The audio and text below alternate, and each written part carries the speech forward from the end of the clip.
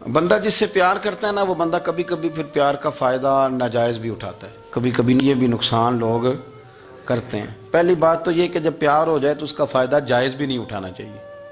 جس نے فائدہ اٹھا لیا تو اس نے تو استعمال کیا نا۔ تو ہوتا ہے ہمارے گھروں میں کہ اگر بچہ اماں کے قابو میں تو پھر اماں جو دل کرتا ہے کراتی ہے، اور جو اس کو کہہ دیتی ہے پھر وہ کہتا ہے اوہو میری اماں نو آکھیا ہے، پر وہ ڈنڈا اٹھا لیتا ہے، آؤ دیکھتا ہے نہ تاؤ دیکھتا ہے۔ یہ بھی ایموشنل کرنا ہے، کر لیتے ہیں لوگ۔ بیٹی کو بھی پتہ چل جائے نا ابا میری بات مانتا ہے، تو وہ سارے بچے کہنا سیر کرنے جانا ہے تو ابا جی کو کون منائے گا، تو کہتی ہے تسی چپ کر جاؤ، ابا جی کو میں بات کروں، اسے پتہ ہے میرے سے پیار کرتا ہے۔ اب بات کو سمجھ لیں، یہ ایک ایموشنل کرنے کا طریقہ ہوتا ہے، لوگ کر لیتے ہیں، اور وہ بندہ چونکہ پیار کر رہا ہوتا ہے تو پیار کرنے والا بہرحال کہیں نہ کہیں پھر قابو آ جاتا ہے۔ وہ استعمال بھی ہو تو ہو جاتا ہے، لیکن وہ بندہ ٹھیک ہوتا ہے، کیونکہ وہ استعمال ہو بھی رہا ہے تو ہو تو پیار میں رہا ہے نا، پیار میں ہو رہا ہے نا۔ سمجھ لیں میری بات کو۔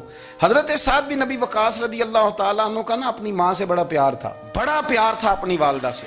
تو حضرت سعد بن ابی وقاص کلمہ پڑھ گئے، اماں جی نے بھوک ہڑتال کر دی، اسے پتہ تھا کہ میرا پتر مجھ سے پیار بڑا کرتا ہے، میں نے بالآخر منوا لینا ہے۔ تھوڑی سی آبادی تھی، ایک گھر کے اندر جو مسئلہ چھڑتا تھا نا اس کا سارے شہر کو پتہ چل جاتا تھا۔ اب کونوں میں گلیوں میں اب باتیں بھی ہونے لگیں کہ وہ سعد کی ماں ہڑتال پہ بیٹھی ہوئی ہے، بڑا مسئلہ ہے۔ اب پریشر بڑھنے لگا۔ حضرت سعد بن ابی وقاص فرماتے ہیں کہ وہ جو میرے قریبی لوگ تھے نا صحابہ، وہ بھی مجھے کہنے لگے یار کوئی رستہ نکال، ہر چوک میں تیری بات ہوتی ہے۔ کہتے ہیں میں گھر جاتا تو گھر والے بہن بھائی بچے باپ سارے کہتے ہیں یار تیری ماں مر جائے گی۔ اب بہت بڑا ایشو ہے، ہم یہ کہہ دیتے ہیں کہ انہوں نے قربانیاں بڑی دی، لیکن آپ ذرا بات کو سمجھے نا کہ اماں بھوک ہڑتال پہ بیٹھ جائے، ایک انسان کہاں کھڑا ہو جائے گا؟ بدنامی الگ ہے، بحث الگ ہے، سیانہ بندہ مالدار وزادار قبیلے والا۔ حضرت سعد بن ابی وقاص کی ماں نے 3 دن تک روٹی نہیں کھائی، پانی نہیں پیا، بے ہوش ہو گئی۔ اب جب بے ہوش ہوئی تو شور پڑا، سارا محلہ جمع ہو گیا، اب سارے لوگ کھڑے، اور بچہ وہ ہے جو ماں کی بڑی ماننے والا ہے۔ اماں کے اوپر لوگوں نے پانی شانی ڈالا، ہوش آئی تو حضرت سعد بن ابی وقاص قریب آئے، کہنے لگے اماں ایک بات کرنی ہے۔ اماں بھی بڑی مشکل سے اٹھ کے بیٹھ گئی کہ پتر ماننے لگا ہے میرا۔ لوگ بھی کھڑے ہو گئے، مسکراہٹ بھی ہونے لگی کہ لو نہ کوئی بات ہونے لگی، یا ماں کہتی ہے کلمہ چھوڑ دے پھر مانوں گی۔ حضرت سعد بن ابی وقاص کہنے لگے اماں سن میری بات، 3 دن ہو گئے، مکے کا کوئی کونا کھدرا ایسا نہیں جس میں میری تیری باتیں نہ ہوئی ہیں، اور قبیلے کا علاقے کا کوئی شخص نہیں، لوگوں نے بڑی باتیں کی، اور لوگ جب باتیں کرنے پہ آتے ہیں پھر اوپر تک جاتے ہیں۔ یہ بھی کہا کہ کیا دین یہ سکھاتا ہے کہ ماں بھوکی مر جائے؟ یہ بھی لوگوں نے کہا میں نے ہر شے سنی برداشت کی، اماں اب تو میری بات کان کھول کے سن لے۔ ماں کہنے لگی وہ کیا؟ تو حضرت سعد کہنے لگے پیدا مجھے تو نے کیا ہے، 9 ماہ تیرے پیٹ میں رہا ہوں، روٹی تیرے ہاتھ سے کھائی ہے، تجھ سے زیادہ بہتر مجھے کوئی نہیں جانتا۔ ماں سن تیری کتنی جانیں؟ اماں کہنے لگی 1۔ تو حضرت سعد فرمانے لگے تیری 1000 جان بھی ہو نا تو ایک ایک کر کے ساری نکل جائے تو میں محمد عربی کا کلمہ پھر بھی نہیں چھوڑوں گا۔ ختم ہو گئی بات۔ یہ کیا بات؟ وہ کچا رنگ للاری والا جڑا چڑھ دا تے لیندا رہندا، اے عشق تیرے دا رنگ محمد جدوں چڑھ جائے پھر نہیں لیندا۔ یہ کیا بات ہوئی؟ اماں تیری 1000 جان بھی ہو، روٹی کھانی ہے تو کھا، نہیں کھانی تو نہ کھا۔ یہ لفظ کہتے ہیں حضرت سعد بن ابی وقاص رو پڑے، آنسو آ گئے، لفظ کہہ کے باہر نکلے، مجمع چھٹ گیا، جس نے جو مطلب لینا تھا لیا، جس نے جو کہنا تھا اس نے کہا۔ حضرت سعد چلے گئے، شام کو گھر آئے تو اماں روٹی کھا رہی تھی۔ تو حضرت سعد فرماتے ہیں کہ محلے کی بیویاں کہنے لگی روٹی کیوں کھا رہی ہو؟ تو ماں رو پڑی، کہنے لگی پتر میرا ہے، میں نے پیدا کیا ہے، میرے پتر نے کبھی ضد نہیں کی، اس کے دل میں کچھ ہے اتر گئی ہے، کوئی ہے، کوئی کچا پکا جذبہ ہوتا تو میں تو 2 آنسو بہاتی تھی تو میرا پتر لوٹ آتا تھا، پر کسی رستے کا مسافر بن گیا ہے، اب کہیں پہنچ گیا ہے اور میں اس کا درد سمجھ گئی ہوں، جہاں گیا ہے اب وہاں سے یہ لوٹ سکتا۔ آپ سمجھیں اتنا تگڑا ایمان جن لوگوں کا، ان کے بارے میں لوگ ڈسکس کریں گے۔ ان کو نا قرآن پاک نے بطور نمونہ بیان کیا ہے۔ اللہ فرماتے ہیں ایمان اس طرح کا جس طرح میرے نبی کے صحابہ کا۔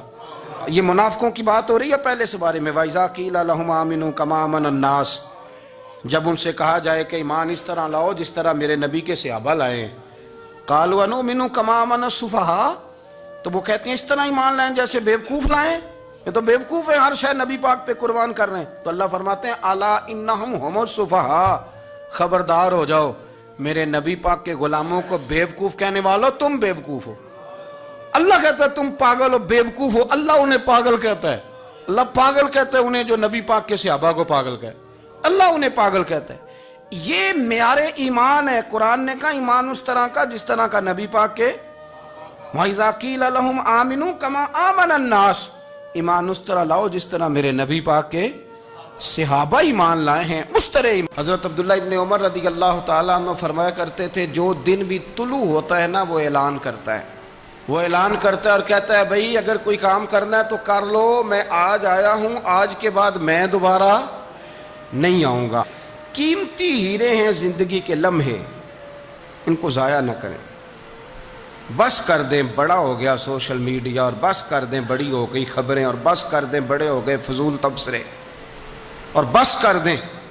امام مسلم رحمۃ اللہ تعالیٰ علیہ جنہوں نے مسلم شریف لکھی ہے، امام صاحب کا وصال زیادہ کھجوریں کھانے سے ہوا تھا. ایک حدیث تلاش کرنی تھی تو کھجوروں کا ٹوکرا پاس رکھ لیا تو کتابیں بھی ٹٹولتے رہے اور کھجوریں بھی کھاتے رہے. صبح حدیث بھی مل گئی اور ٹوکرا بھی خالی ہو گیا، اور کھجوریں اتنی زیادہ کھا لی تھیں کہ وصال کر گئے. کسی نے ان سے کہا کہ روٹی نہیں آپ کھاتے، زیادہ کھجوریں کیوں کھاتے ہیں؟ تو آپ فرماتے ہیں میرا کام ہے حدیث تلاش کرنا، میرا کام ہے حدیث کی سند پر بات کرنا، مسلمانوں کو صحیح اسناد کے ساتھ ان کے پیارے نبی صلی اللہ علیہ وسلم کی خوبصورت باتیں ان تک پہنچانا. تو فرماتے تھے روٹی کھاؤں نہ تو مطالعے میں فرق آتا ہے، روٹی توڑنے پر بھی توجہ جاتی ہے، پھر سالن لگانے میں توجہ جاتی ہے، تو کھجور جو ہے یہ منہ میں رکھ کے نہ تو پڑھتا بھی ساتھ ساتھ رہتا ہوں. تو روٹی کھانے اور کھجور کھانے میں مجھے فائدہ یہ ہوتا ہے کہ کھجور کھاتے کھاتے میرا دین کا کام جاری رہتا ہے. اپنے اوقات کو ضائع نہیں کریں. آپ وہ کتابیں جو ہمارے بزرگ لکھ گئے وہ ہم سے ساری پڑھی نہیں جا سکتی، ان کے وقت میں برکت تھی، ہم نے بڑا ٹائم ضائع کر لیا ہے، اس کو ضائع نہ کرو. ایک تو کوئی چیز فضول نہیں، اپنے اوقات کو بچائیں. جو ٹائم بچ جائے وہ ذکر الہی میں لگا دیں، تلاوت قرآن میں لگا دیں، اللہ کی عبادت میں لگائیں. پڑھنے اور لکھنے میں وقت کو آپ یقین کریں بہت سارے لوگ ہیں فارغ ہیں، کبھی کبھی بڑا اہم اور ضروری کام کرنا ہوتا ہے تو بعض دوست ملنے کے لیے آ جاتے ہیں. اب ایک ریسرچ جاری ہے، میں ایک تفسیر کو دیکھ رہا ہوں، مجھے ایک بڑا اہم کام کرنا ہے. ایک دوست ملنے کے لیے آیا ہے اور اس سے پوچھا صاحب آپ کیسے ہیں؟ تو کہنے لگا میں فارغ تھا تو میں نے کہا چلو پیر صاحب کے پاس چلتا ہوں. تو میں اس سے یہ کہہ رہا ہوں کہ میاں جب میں فارغ ہوں گا تو تب آپ کو آنا چاہیے تھا نا، آپ اس کو وقت گزارنے کا ذریعہ تو نہ سمجھیں. اور پھر اگر آپ آئے ہیں تو آپ کو علمی بات کریں، آپ کو دین کی بات پوچھیں، میں آپ کے ساتھ ڈسکس کروں. آپ اگر آ کے اپنے محلے کے کونسلر کی بات چھیڑیں گے تو نہ وہ ہمارے کہنے سے سیدھا ہوا ہے اور نہ اس نے ہونا ہے. تو ہم نے فضولیات میں، ابحاث میں، بحثوں میں الجھ کر ٹائم ضائع کیا. پلٹ کے دیکھو زندگی میں کتنا وقت ضائع ہوا ہے. یہ کبھی دوبارہ ہمارے ہاتھ یہ کبھی ہاتھ نہیں آئے. میرے نبی پاک علیہ السلام نے فرمایا جنتی کبھی افسوس نہیں کریں گے، پر اس بات پر جنتی بھی افسوس کریں گے کہ یار وہ 4 لمحے ضائع کیوں ہو گئے. حضرت عبداللہ ابن عمر گزر رہے تھے تو ایک قبر پر نظر پڑی آپ کی، تو آپ نیچے اتر آئے گھوڑے سے، تو تھوڑا سا سائیڈ پہ مصلی بچھایا اور 2 رکعت نماز ادا کی. پھر سفر شروع ہوا تو آپ کے خادم جو ساتھ تھے وہ عرض کرنے لگے حضور آپ کی اس بات کی سمجھ کوئی نہیں آئی کہ آپ نے گھوڑے سے اترے اور صرف 2 رکعتیں پڑھی اور چل دیے. تو آپ فرمانے لگے کہ میں جب گزر رہا تھا تو میرے دل میں خیال آیا کہ یہ جو قبر میں لیٹا ہوا ہے نا یہ تو ترس گیا ہوگا کہ مجھے 2 رکعتوں کا وقت ہی مل جائے. حضرت عبداللہ ابن عمر کہتے ہیں میرے ذہن میں خیال آیا کہ قبر میں لیٹ کے ترس رہا ہوگا کہ مجھے 2 رکعتوں کا. لیکن یہاں تو لوگوں نے میرے بھائی 6 گھنٹے گردنیں تھک گئیں موبائل پہ جھکی ہوئی، لیکن محمل اور فضول اور کوئی معنی نہیں اور کوئی مقصود نہیں، اور اس نے یہ کہہ دیا تو اس نے وہ کر دیا، اور اس نے یہ آج کل جو بیماری چلی ہے نا اس سے سب سے زیادہ نفسیاتی مریض وہ لوگ بن رہے ہیں جن کا تعلق موبائل اور خبروں سے زیادہ ہے. اور اگر میں کہہ دوں کہ 90% لوگوں کا تعلق ہے اس کے ساتھ تو میری بات غلط تو نہیں؟ کیونکہ ہر وقت ہم اسی کو دیکھتے رہتے ہیں، ادھر یہ ہو گیا، ادھر وہ ہو گیا، ادھر ایسے ہو گیا. تو وہ چیزیں ہماری نفسیات کو، گھروں کے اندر بیٹھے بہت سارے لوگ بیمار ہو گئے اور ذہنی مریض بن گئے. کیوں؟ اس لیے کہ انہوں نے اپنا دل نہ قرآن پاک میں لگایا، نہ تلاوت میں لگایا، نہ اذکار میں لگایا، نہ وظائف میں لگایا، نہ ہماری طبیعت ہے یہ کام کرنے کی، تو الٹا سیدھا سوچ ساچ کے تو ہم الجھ جاتے ہیں۔ یہ گھروں میں جھگڑے زیادہ کیوں ہوتے ہیں کہ بہو ذکر نہیں کرتی اللہ کا، ساس کے خلاف ہی سوچتی رہتی ہے، اور ساس ناراض نہ ہو، ساس و سسر جن کی عمر اب اتنی زیادہ ہو گئی ہے کہ اب اگلا سٹیج دنیا سے جانے کا ہی ہے، وہ بھی اتنی توجہ کرتے ہیں کہ یہ میرا بیٹا کیا آج شام کو مٹھائی کا ڈبہ لایا ہے کہ یہاں وہ بالٹے سیب لایا ہے۔ اگر ساری توجہ ادھر دینی تھی تو اس سے زیادہ بہتر نہیں تھا کہ مصلے کو وقت دیتے؟ اتنی باریکی سے لوگوں کا خیال نہ رکھیں، اپنا خیال رکھیں۔ سارے لوگ ہی حکمت والے تھے، سارے لوگ ہی شانوں والے تھے، حضور کے ہر صحابی کی بڑی عظمت ہے۔ کیا شان ہے جناب صدیق اکبر کی، اور کیا مرتبے ہیں حضرت فاروق اعظم کی، اور کیا کمال ہے حضرت عثمان غنی کا۔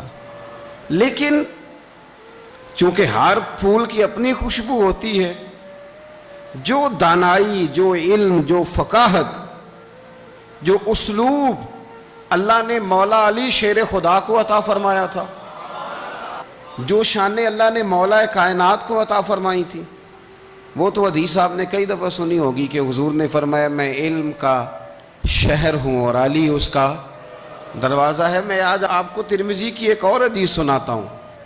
نبی پاک علیہ الصلوۃ والسلام نے فرمایا انا دار الحکمت، انا دار الحکمت، انا دار الحکمت۔ کیا خوبصورتی ہے اور کیا شان ہے میرے نبی پاک کی۔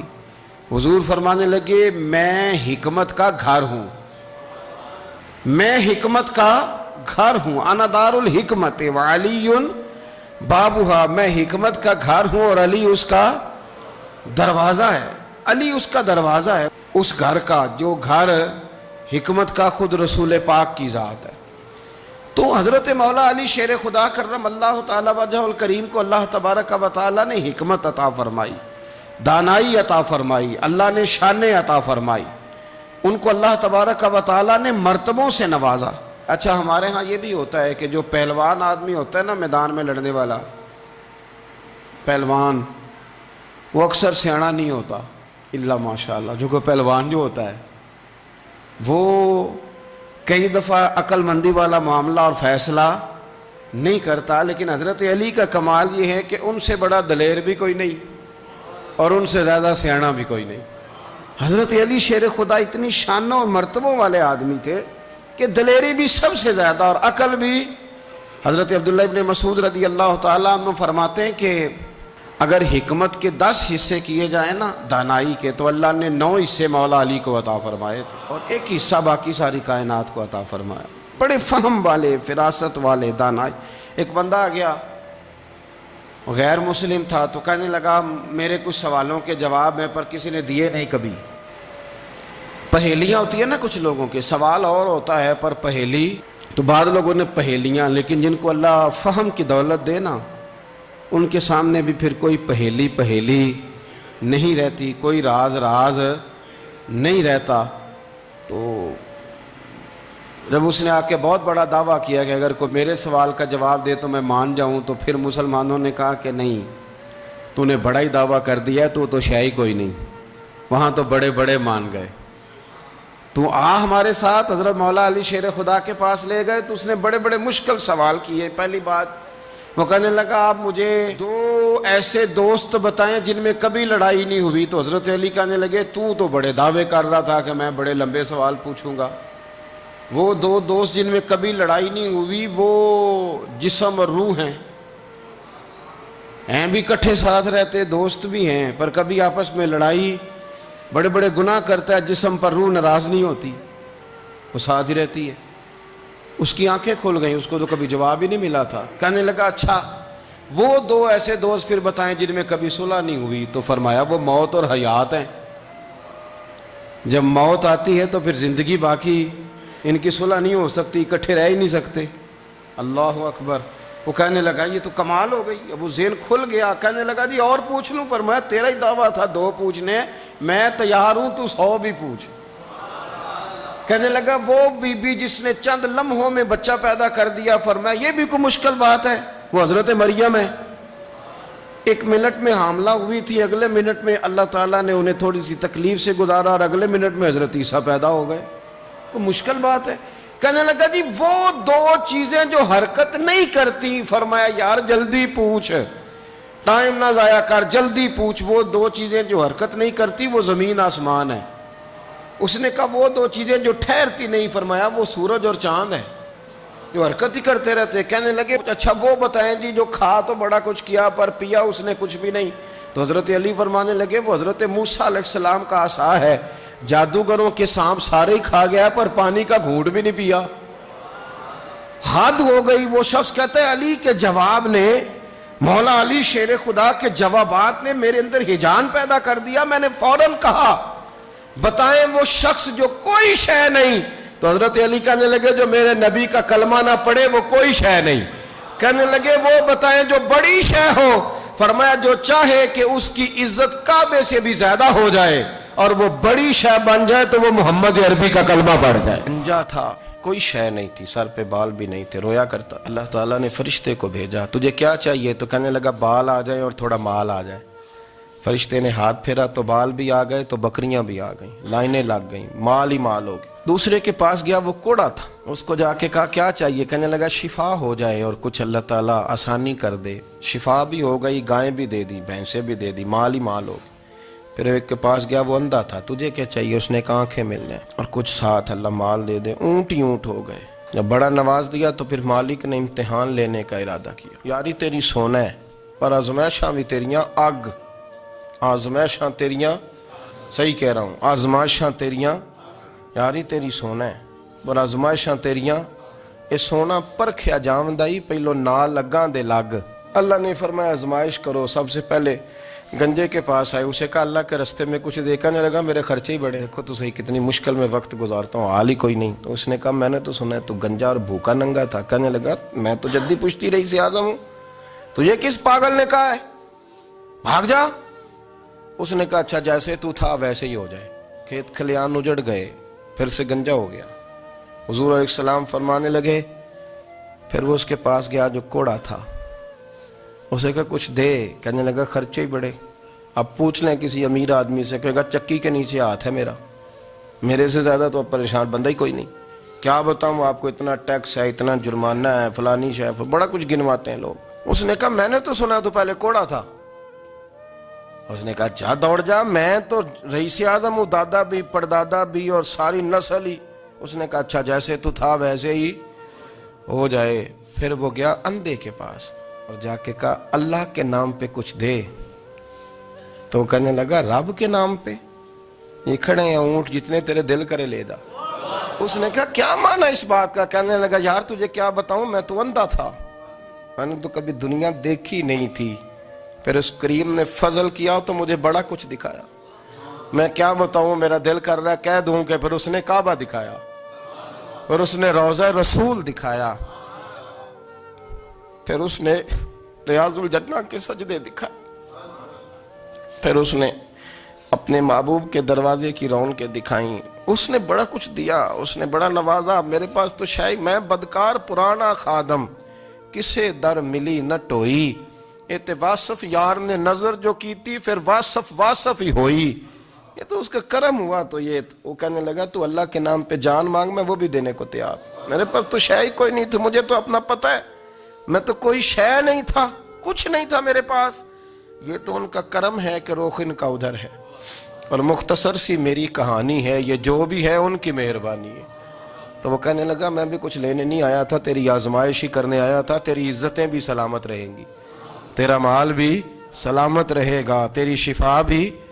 اپنی زندگی میں کبھی بھی اللہ کی بارگاہ سے توجہ ادھر ادھر نہ کریں. چھوڑیں لوگ کیا کر رہے ہیں، دنیا کیا کہہ رہی، کبھی بھی اپنی توجہ دائیں. ہمارا یہ مسئلہ بن گیا کہ ہماری سیاست ہے، ہماری دنیا داری ہے، ہم بندوں کو راضی کرنا چاہتے ہیں. ہم دیکھتے ہیں کون کس طرح، اور آپ یقین کریں آپ تھک جائیں گے، بندے راضی نہیں ہوں گے، وہ نہیں راضی ہوتے. آپ ان کو منا کے لائیں گے تو ادھر والے نکل جائیں گے، ادھر کو منائیں گے تو ادھر والے نکل جائیں گے. اس چکر سے باہر آئیں، اس رب کو راضی کریں جو فرماتا ہے ان الذین آمنوا وعملوا الصالحات سیجعل لهم الرحمن ودا. فرمایا تو ایمان لانے کے بعد نیک عمل کر، میں لوگوں کے دلوں میں تیری محبت پیدا کر دوں گا. رحمان لوگوں کے دلوں میں محبت ڈال دے گا، اللہ لوگوں کے دلوں میں۔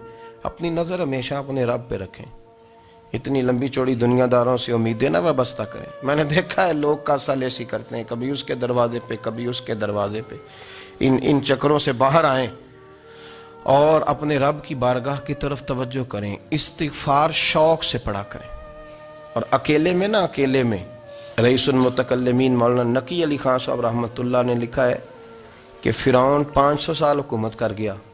فرماتے اصل وجہ یہ تھی کہ دنیا جب سو جاتی تھی نا تو اوپر چادر لے کے تو مسلح پہ بیٹھ جاتا تھا اور ہاتھ باندھ کے کہتا تھا رب تو ہی ہے، میرا پردہ نہ کھولنا، مالک تو ہی ہے، کرم نوازی کرنا، میری پکڑ نہ کرنا۔ وہ بے ایمان ہو کے اگر 500 سال ہاتھ باندھے تو گزارا کر لیتا ہے، تو ایماندار ہے۔ پر مسئلہ یہ ہے کہ تو رات کو بکل مار کے ہاتھ نہیں نہ باندھتا، تو منت نہیں کرتا، تو استغفار نہیں کرتا۔ توبہ کریں تو بچے رہیں۔ وہ اتنی لمبی حکومت کر گیا چونکہ رات کو کہتا تھا مالک رب تو ہی ہے، لیکن مہربانی فرما، میری پکڑ نہ فرما، تو اللہ نے تو اس کو مہلت دے دی۔ کافروں کو آج بھی مہلت دی ہوئی نہیں رب نے؟